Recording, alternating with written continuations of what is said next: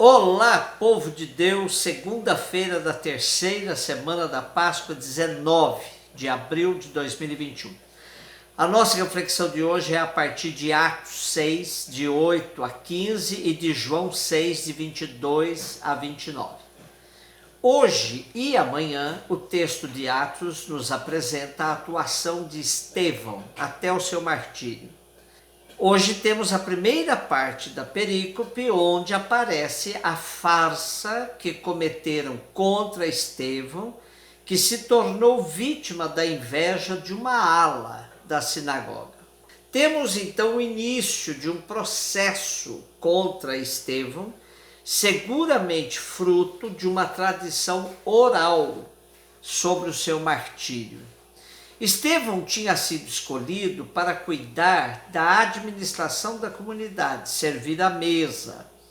Mas o que temos aqui é Estevão entrando em conflito com os judeus pelo seu destemor e sabedoria para anunciar a boa nova, o querigma.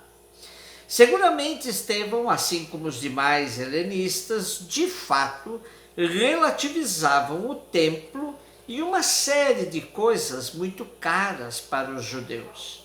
A pregação do grupo de helenistas era diferente da pregação do grupo dos 12, do grupo judaico. Em Jerusalém havia sinagogas de língua grega, e era nesse ambiente que Estevão estava sendo confrontado, no seu próprio idioma. O nosso texto fala da sinagoga dos libertos. Estes deviam ser antigos escravos judeus ou escravos dos judeus gregos também. Depois, Cirene e Alexandria tinham também numerosas colônias judaicas, e entre essas colônias, certamente, várias famílias acabavam voltando a Jerusalém. Cilícia, é bom que a gente se lembre que é a região de onde Paulo procedia. Do que estamos lendo de Atos, até agora, os adversários dos cristãos tinham sido muito mais os saduceus, isto é, a aristocracia sacerdotal com a aristocracia da terra. Agora, os doutores, isto é, os fariseus, cuja penetração era forte entre os doutores, são eles agora os opositores. Desta vez, a aliança dos opositores é forte demais.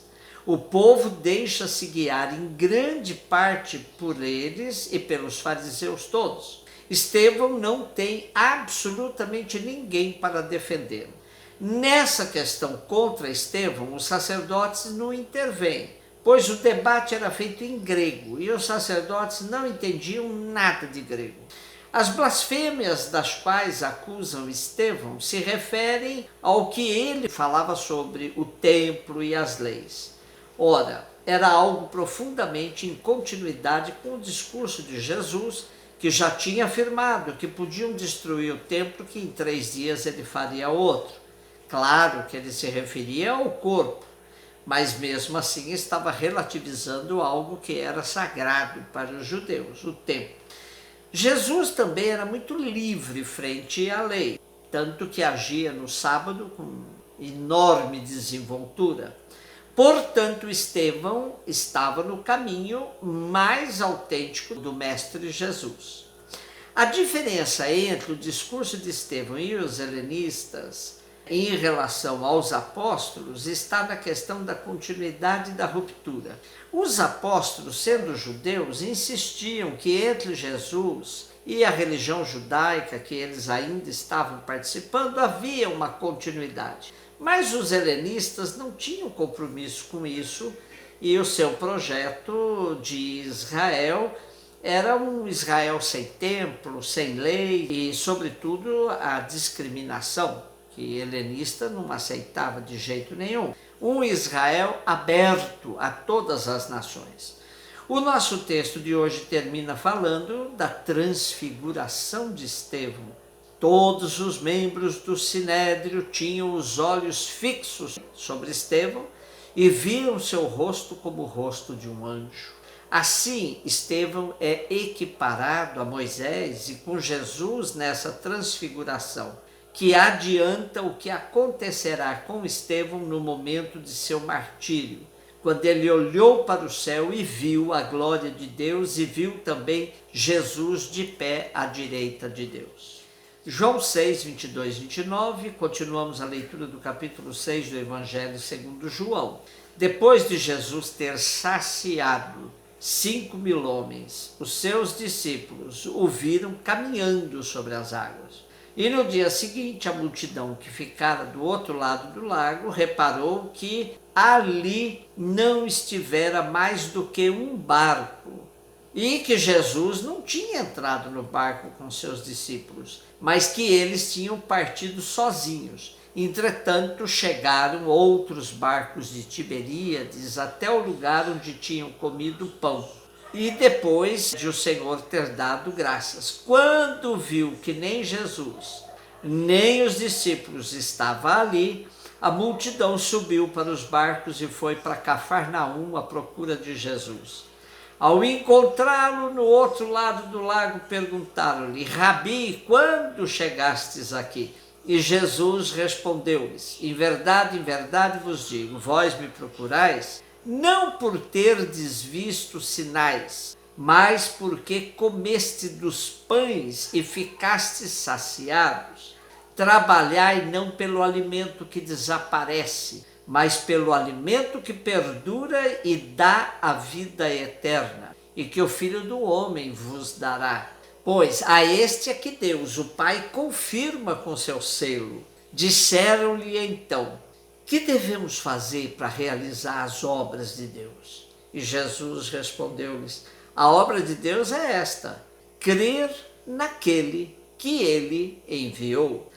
Aqui João começa fazendo referências a 2 sinais de Jesus que deveriam ser suficientes para que os discípulos acreditassem que ele era verdadeiramente o Messias.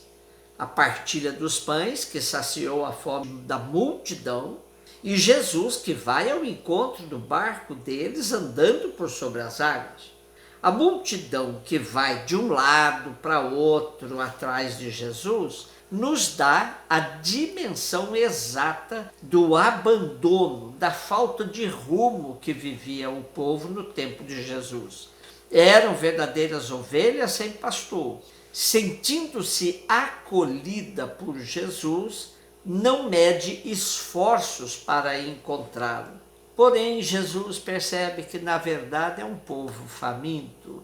E quando lhe perguntam: Rabi, quando chegaste aqui?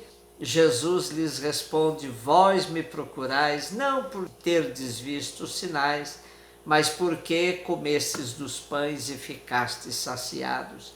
Jesus tem consciência de que seu ensinamento não foi realmente assimilado pelo povo, que ao invés de partirem para novas práticas de partilhas entre eles, vêm atrás de Jesus para que ele outra vez lhes mate a fome. Jesus ainda lhes diz que devem gastar tempo não em busca daquilo que perece, mas daquilo que permanece, um alimento que lhes dá a vida eterna. Jesus, na verdade, está se apresentando à multidão como um alimento que sacia, não somente a fome do momento, mas que acaba de vez com a fome.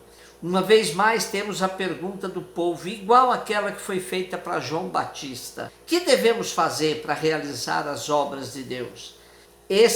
O que devemos fazer é igualmente revelador de uma multidão que vivia sem rumo e que sobrevivia como num barco à deriva. A multidão não conseguia entender que Jesus falava dele mesmo. Por isso, ele lhes fala abertamente: vocês querem fazer as obras de Deus? Ora, a obra de Deus é essa, crer naquele que ele enviou. Crer em Jesus é fazer o que ele fez, dar a vida por seus irmãos e irmãs sem medida, com infinita confiança na misericórdia do Pai. Precisamos ter os olhos fixos em Jesus se quisermos ter um rumo seguro em nossa vida.